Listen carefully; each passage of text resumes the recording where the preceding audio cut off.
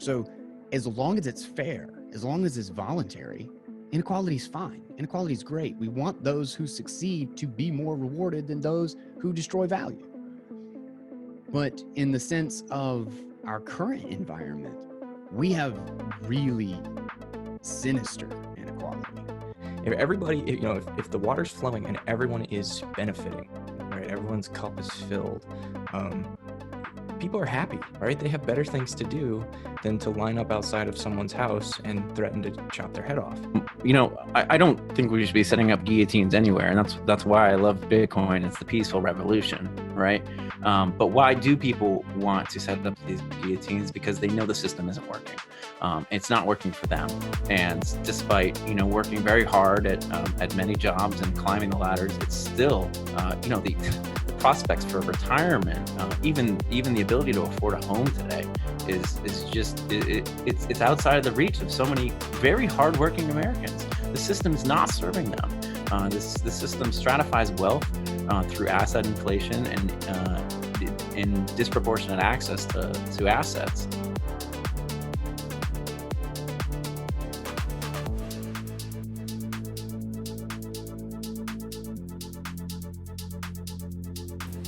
Hello and welcome to the Tucson Blockchain Podcast.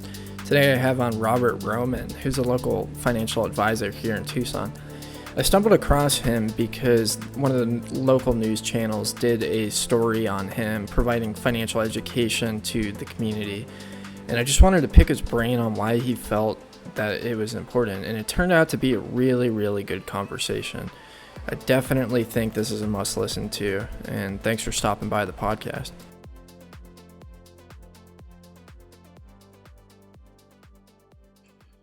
And we're recording. Today I have on Robert Roman. You're an investment advisor representative at Transamerica Financial Advisors and the senior marketing director at World Financial Group. Welcome. Thank you for having me. Sure.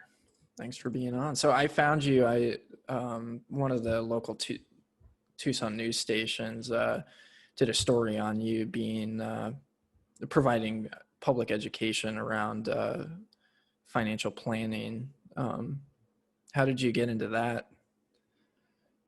It's funny.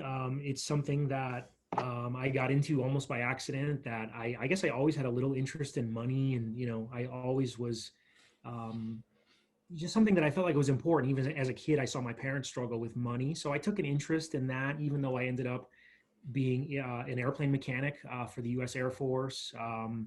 And I feel like being in the Air Force, I learned that I didn't know anything about money and I didn't make a lot of money. And so it really created some challenges for me. And I basically reached out to a friend of mine who was going through some sort of licensing. I didn't know what it was at the time, but he said, "Oh, I'm in the financial industry." And he said, "I could, maybe help you, or I have some partners that can help you." And long story short, at 21 years old, he helped me to start saving and basically building a plan, which I didn't think I could do. And that moved me in a way where I was like really fascinated by. I was like, man, he really made an impact in my life. And I was kind of frustrated where I was. And the flip side is I didn't think I could do it. I didn't think I could be in the financial business, but I really just took a passion of like what it did for me. And I felt like it changed the direction I was going. So, it meant a lot, and I liked him and we had fun, and I ended up staying in the military and doing this at the same time, part-time. And the military gave me a decision to make of you got to re-enlist or you got to get out. And I just kind of said, maybe this is my path. And so I jumped in, and so it's been a little over 20 years now that I've been doing this in the financial world. That's awesome. Yeah. There's not a whole lot of education that goes into teaching people about money or what to do with it. And it makes the role of financial advisors so important in our communities. So what exactly do you do as a financial advisor?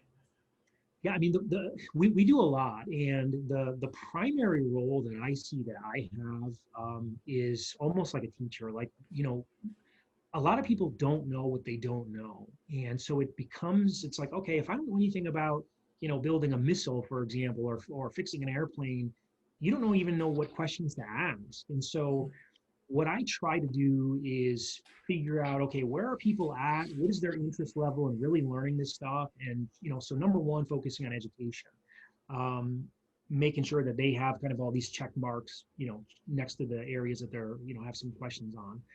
And then what we do is we try to build a plan.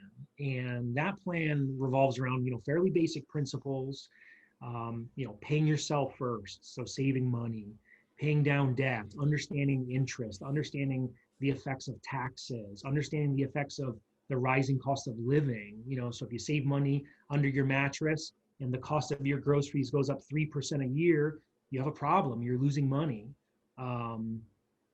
And a lot of these concepts, again, people don't know. So we focus on the education. We then focus on building a strategy, almost like if you were to see a fitness professional, somebody who says, hey, what's your goal, Alex? And you say, well, I want to gain some muscle and lose some fat.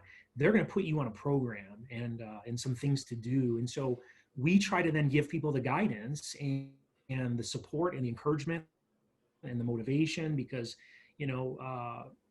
many people are digging themselves out of a deep hole financially with debt, and it can take some time. So we just really try to believe people, support them, encourage them, guide them, help them make the right choices, help them not make the wrong choices, which is really equally as important.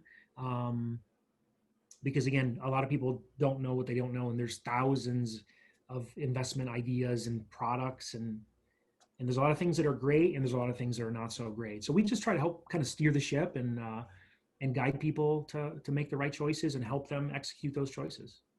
Yeah, that's awesome. I had somebody ask me yesterday about financial advice, and I just told them, if you don't have goals, you're not going to get anywhere. That's right. And that's like the foundational, the biggest foundation to have when you're getting your money right. It's not put X amount of money in this stock and watch it go to the moon and then buy a Lamborghini. It's like, yeah.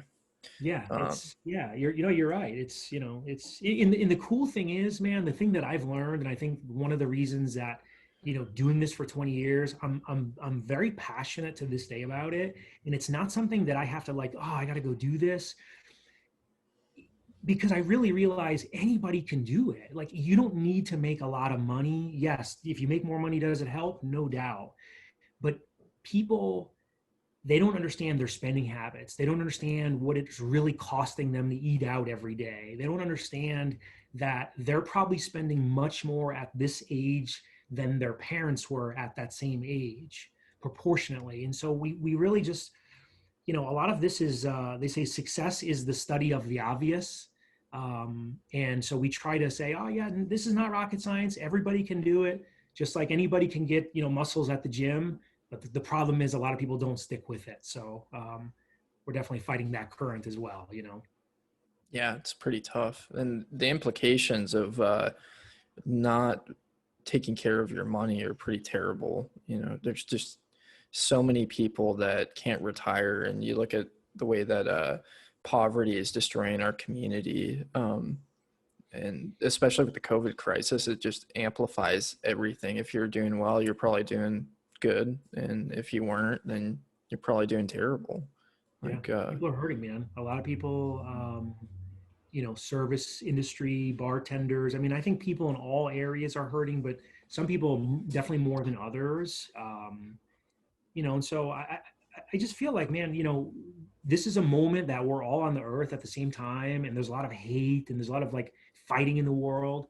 And I just say, all right, if people can get more, I guess, less financial pressure in their life, can they be a better human being in the world? Is it a better quality of life if you don't have credit card debt?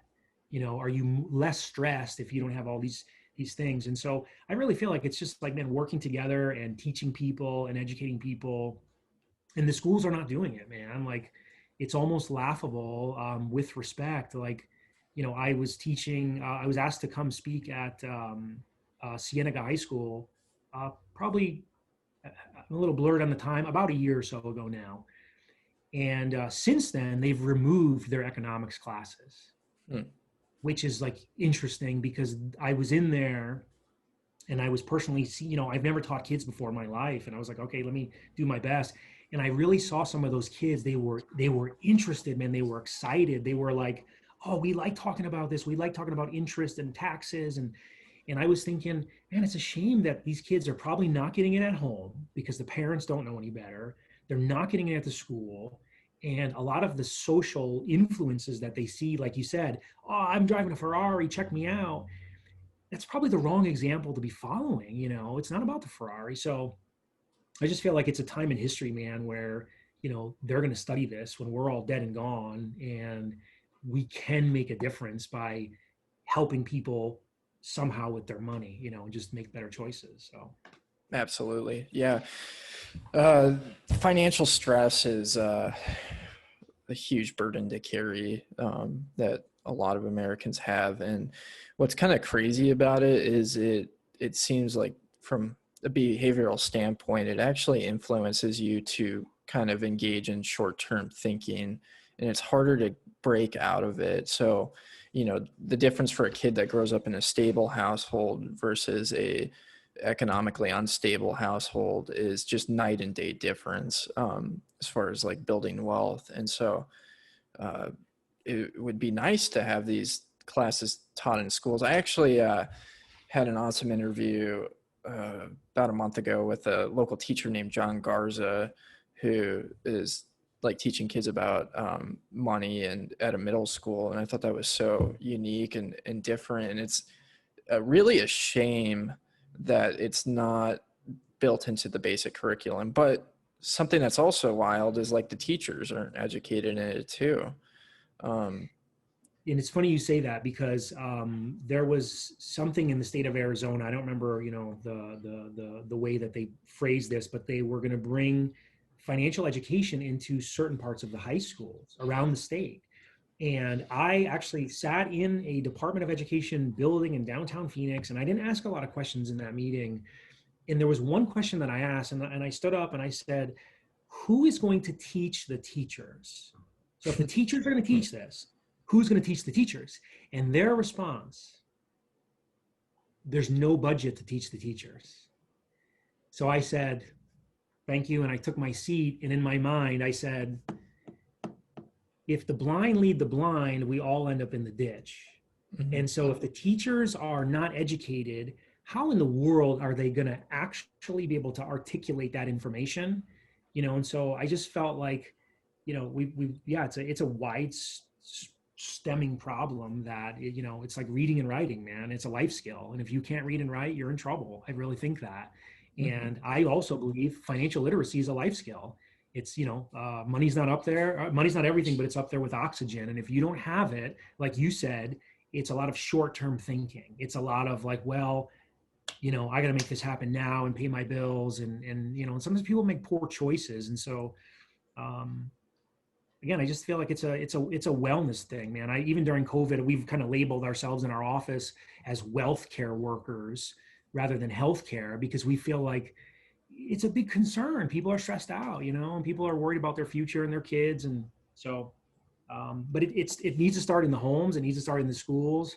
Will that change? We're going to find out for sure. But yeah, I feel like, we can make a difference. So, yeah. I mean, a big reason why I got into this was because I didn't have any financial education myself.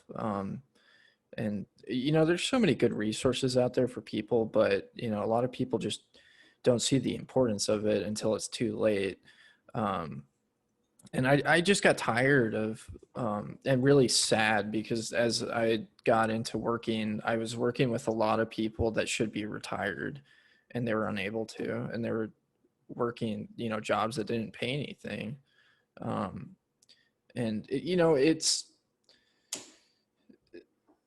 I don't want to like disparage anybody. And I think when it comes down to is it's a part of a much larger system, and the way that money works in our society. And money is something that just isn't thought about a ton. It's kind of, I had a guy on the podcast that he described it. Money is kind of like water to a fish. They just like assume it's there. Money means, me buying groceries or paying for my gas or something like that. Nobody really takes the time to figure out where it's coming from, or, how does it fundamentally work? And so it is a lifestyle for sure. And it's just, the problem, one of the big issues I have is inflation, and I see inflation as being one of the biggest causes of pain across the country and creating wealth inequality, like unfair wealth inequality, because people don't know what it is. They're just, if you're not making your money work for you, kind of like you talked about with paying yourself first and having that mentality, if you're not making your money work for you, you're constantly getting poorer and poorer because of inflation. And that's not something that minimum wage solves in the slightest. No. But yeah, what are some issues that you see in Tucson as a whole economically? It's a great question. There's a few things that I see here. I feel like I have some advantage that when I was in the military, growing up in New York and kind of living different places, I've experienced a lot of different cultures. In Tucson, I see there is a very casual, because here's one of the realities of Tucson. It's a very affordable city to live in, comparing it to other cities this size in the United States. I mean, if you look at the cost of gasoline, or I know real estate's a little out of control right now, but I think we're all seeing it change. It's kind of starting to cost more here. Mm-hmm. But I feel like because for so long it's been very, you can survive on minimum wage. It almost seems that a lot of people have become very complacent. And I'll give you an example. I met a gentleman who worked at the Tucson Airport Authority. He had been there for 20 plus years, and he was a rock star. He was like one of their top people. And we went through a financial analysis, and I was like, okay, how much do they pay you per year, hourly salary, whatnot? And he says, I make about 30 grand a year. And I stopped for a minute and I said, wait a minute, you've been there for 20 years. Like, what do you mean you make 30,000? And he says, almost like he was confused about my question. Like, why would I make more money? Because I've been here for 20 years. It was his mindset. And I'm like, man, it's an interesting thing that there's a lot of this almost complacent mindset of, if we lived in Southern California and your rent on an apartment was, $2,000, for example, people say, man, I gotta have a different lifestyle. And because we can live on a lot less money here, a lot of people become very complacent. I think it's a real challenge. I think another challenge is when you just look at proper financial planning, a lot of people don't have life insurance. We see car washes, especially you go to the certain neighborhoods in Tucson, you see car washes because they're trying to raise money to bury somebody. And that same somebody that they're burying, I really want you to think about this. That person more than likely has insurance on their iPhone, their car, their television, their house, whatever they have all that stuff insured. But a lot of people don't own life insurance. And again, if you have debt, or if you have a spouse, if you have children, we just lost a good friend of ours, man. 40-year-old friend of mine in my office. I thought about this guy every day for the past, month and a half that he's been gone. But he, 40 years old, came into our office with, minimal savings, no life insurance, no retirement plan. And through this education, he started to say, wow, I should really look at some life insurance. And I was like, well, you got to think about it, not thinking something's going to happen, truthfully. And I said, you got to think about it. And he started to really get educated. He put some things in place, and no exaggeration, 90 days later, he passed away. And his family, to this moment, we're still dealing with it, working on these claims. I'm thinking, man, what if he didn't do that? His family would be out begging for money. And so there's an old saying that proper preparation prevents poor performance. If you own a vehicle, you're going to need new tires. Let's be honest. You're going to need to buy new tires sooner or later. Tires are not cheap. So rather than go out and party on the weekend, you should be saving for a set of tires, even when you don't need the tires. And so there's a lot of this mindset of, you only live once, Rob. We want to go have a good time. You know, we've been locked up in COVID. I deserve it. I work hard. And I go, no, no, no, I understand. But we've got to realize the traditional way people would retire in this country is like a three-legged stool, symbolized by Social Security, personal savings, and public pensions, or whatever pensions people had. But none of us have pensions anymore. I mean, I really want you to think about it. And they're all unfunded. And they're all unfunded, and they're all insolvent. And so the challenge is Social Security is about $1,500 a month average. And so our future literally depends on what we're doing with our money and what we're doing today. And so there's just a lot of complacency problem, lack of planning problem I see. But I feel like that's probably not Tucson. I feel like that's probably many zip codes in this country. We just see more of it here. Just, you know, in general, man, a lot of people don't have a plan. They don't have a plan. They spend more time planning a birthday party or a wedding or a vacation than they do planning their money and their future and getting out of debt. They don't spend any time on that stuff.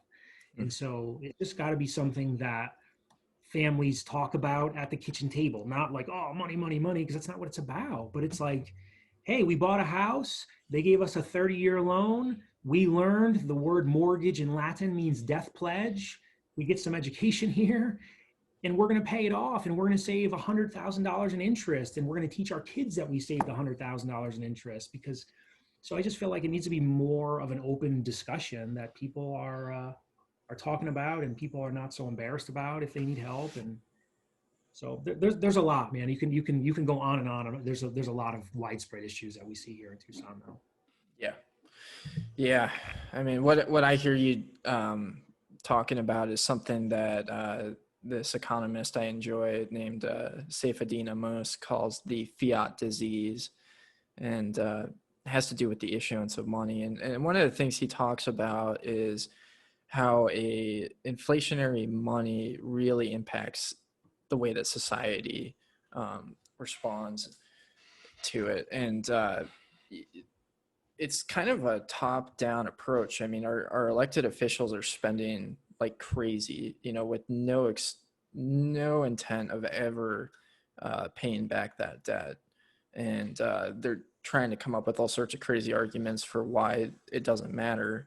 But it's really dangerous because, you know, inflation in our government it's like an addiction, and things are okay as long as you have the drug, you know, and then the second you don't, it gets really, really bad, and it's a painful decision to get off. And it's the same thing with somebody like dumping all this money into credit card debt. Like, sure, you can get nice things, or financing like a nicer car than they need to, or leasing a car, which is the worst. But you know, you get these nice things, but eventually you hit a brick wall and you have to pay for it. And yeah, but it's not free money, you know, it's not, no. And you know, I don't know if I grew up in the era where, like, at Christmas time, you know, because my parents both worked, and, you know, kind of middle class family. And for Christmas and for things, my mom would go to the stores, and there was a thing called layaway, where, you know, there was no credit. It was like, oh, you want to buy those items? Here's what we're going to do. We're going to put those items aside for you. You don't get them today.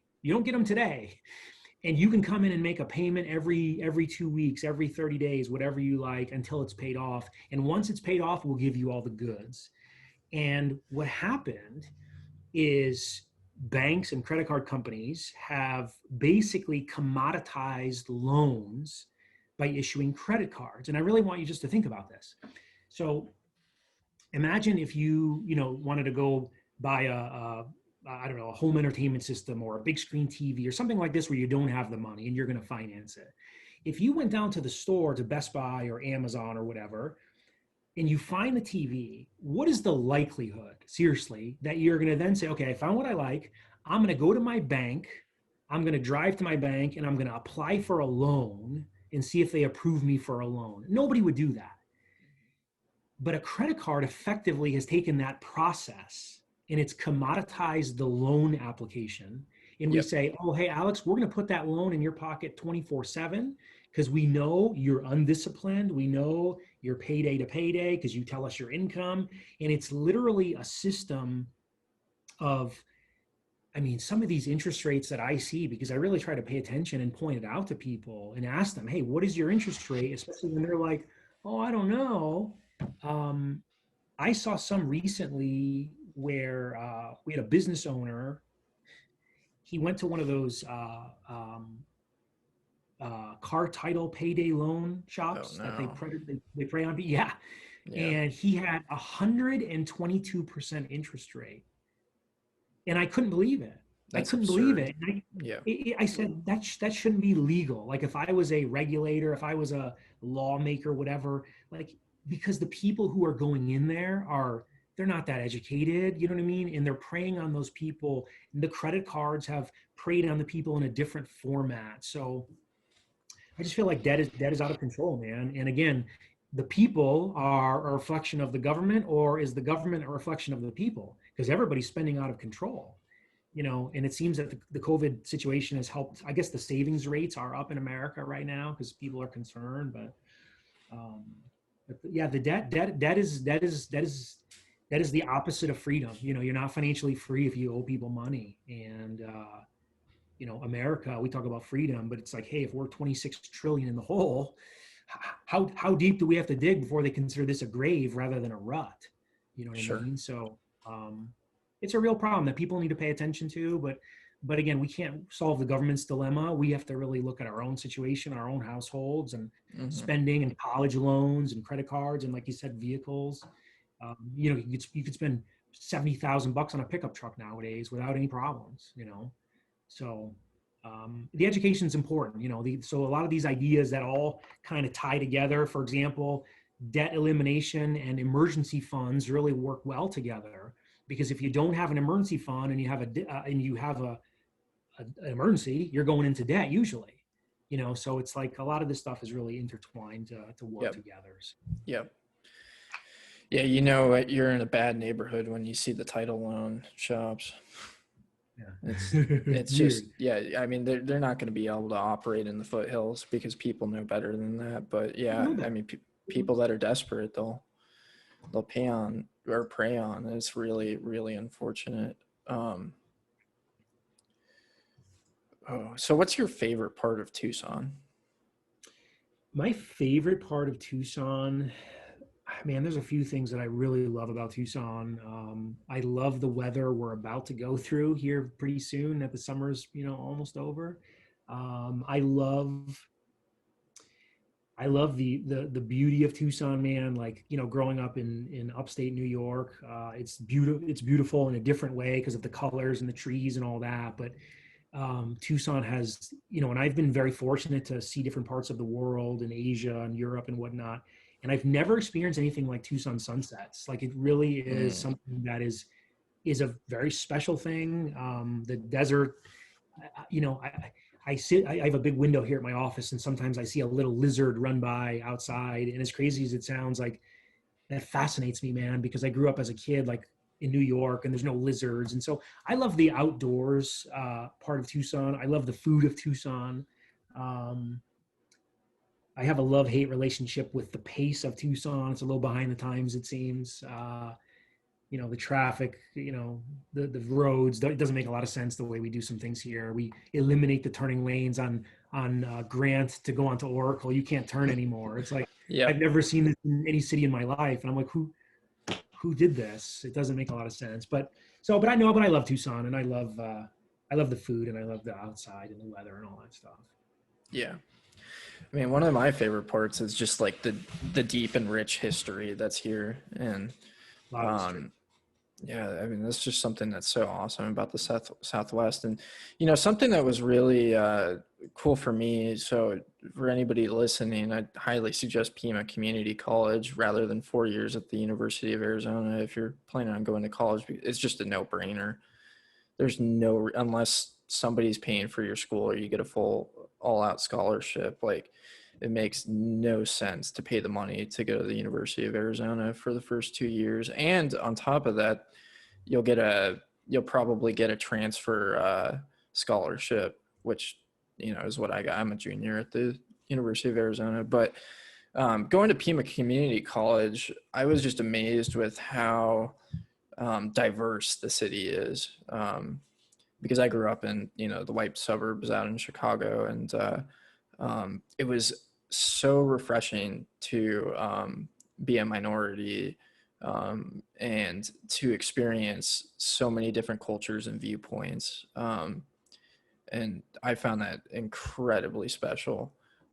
It is special. It really is. It's like it's a great point, man, because like some of the cultural things, like, you know, I mean, I'm around, 99% of the time Hispanic, family, friends, just relationships that I'm in. And it's like so many things that I've learned, man, like just like culturally about the way they view family, the way they view community. Um, it's different from like where I grew up. And so like you said, it's like, it's so refreshing to get that like diversity, and really, it's so healthy to open your eyes to say, oh man, okay, they live different ways, doing some different things here, but there's a lot of value in the way that they, just work and family, and just, so yeah, it's an awesome diverse city that we have. Yeah. Yeah. I mean, I feel a lot of hope for our city, despite a lot of the setbacks that we're facing, especially with the school system being so terrible. But, with advents of technology, there's no reason that people can't learn today, if they have the willingness to do it. And the hard part is convincing people the importance of it. But yeah, I mean, there's just so many good people and so much opportunity, uh, to be able to build things and do cool things despite setbacks. Okay, 2020 has been one heck of a year so far. What is something that's helping you move forward and have hope for the future? You know what? I think a couple of things. That the way that I look at this whole COVID situation is, I feel like it sped up society about 15 years of where we were already going, with technology and people working from home. And now everybody's talking about electric vehicles all of a sudden. And it's really accelerated it. And so, I know initially, because I'm like everybody else, I'm like, okay, how do we operate if we can't see people? How do we do this?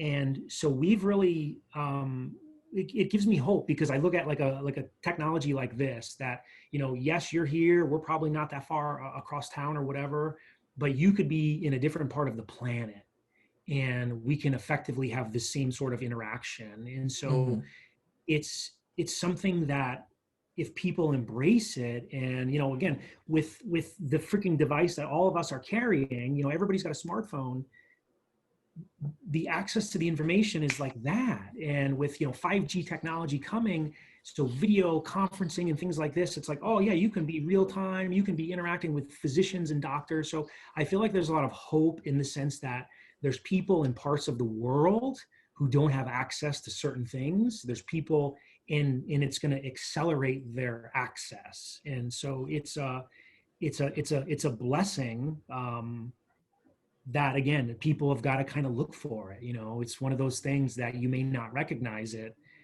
because it's very easy to see the glass is half empty as well, where it's like, well, there's a lot of challenges and elections and all this stuff. And but I feel like it's given me a lot of hope, because what we do, like on a day-to-day basis, we've been busier than ever. Like, we've been busier than ever, meeting with people in various, some elderly person, and they're now embracing technology, and they don't need to drive to the office, or we don't need to drive, to Phoenix. And so I think it's saving, it's efficient, it's effective, it's saving gasoline, it's saving pollution, it's cutting down on emissions, it's cutting down on all the stuff for the environment. People are driving less. And I feel like the information is going to accelerate. We're in that era of, this is the information era, man. You can learn a language, you can learn money, you can learn dancing. We have someone in our office that teaches guitar lessons through Zoom. And it's like, I would have never thought that that's possible, because I think before COVID, a lot of people would reject the idea of that. They say, well, no, I like to do it in person. And I feel like it's going to open up doors for a lot of people, a lot of young people, a lot of, just people in general who embrace it. So I feel like there's a lot of good in that. Yeah, that's a really good take.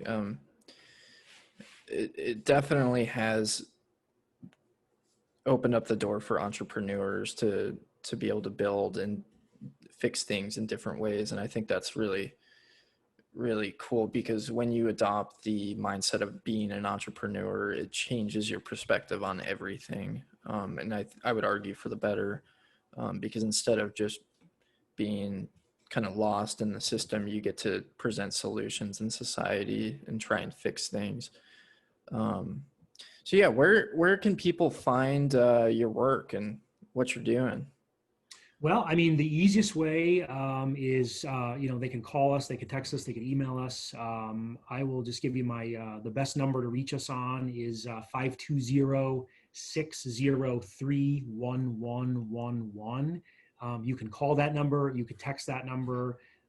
They could also email. I'll give you my personal email. It is rob.roman, ROMAN, @TFA, stands for Transamerica Financial Advisors, the word connect, tfaconnect.com. Either of those is a good place to reach out, questions, comments. And a lot of times people say, hey, can you send me some resources? And rather than just send them to like a general website, we have a lot of materials, workbooks, training books, just different resources that we can send through PDF that, people can just, oh, hey, let me skim through some of this info. And then we can also share, we've taken some of our financial education workshops and we've recorded them. So someone says, hey, I would like to maybe go through this in the form of a workshop. Here's some material, here's some web links, go through it at your own pace, no cost, nothing to buy at the end. It's nothing, we want to just really bring this education to people. So they can definitely reach out, and any sort of question or concern they may have, we can try to help the best we can. Yeah, that's so huge. And for people listening, there's not just a one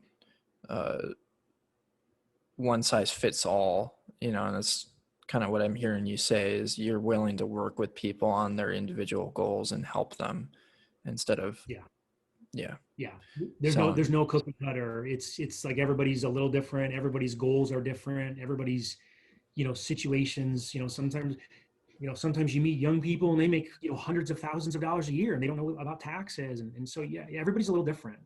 So we want to definitely customize it for the person themselves. Awesome. Well, I really appreciate you coming on and doing the interview. Yeah, thanks for having me, man. It's been awesome, for sure. Yeah, that was a really fun interview, and I feel like Robert is just a really good guy if you're looking to get your finances in order to talk to, and he gave his contact info in the podcast. But yeah, I really appreciate him coming on and appreciated his time. If you want to support what I'm doing here at Tucson Blockchain, probably the best way to do it is just to, subscribe to my content in any way possible, whether it's, listening to the podcast on a regular basis, leaving a review, sharing your thoughts, hopefully giving me a good review. You can donate Bitcoin if you want to, and that'd be super helpful, because I do have expenses for the things that I'm doing. Everything's coming out of pocket right now. So any support that you could give me and what I'm doing would be awesome. And it all goes back into the business. I'm not doing this to get rich or make money. I'm doing this to really hopefully help you in your process with getting your finances in order, learning what money is, and ultimately accepting Bitcoin into your life. Thanks for stopping by.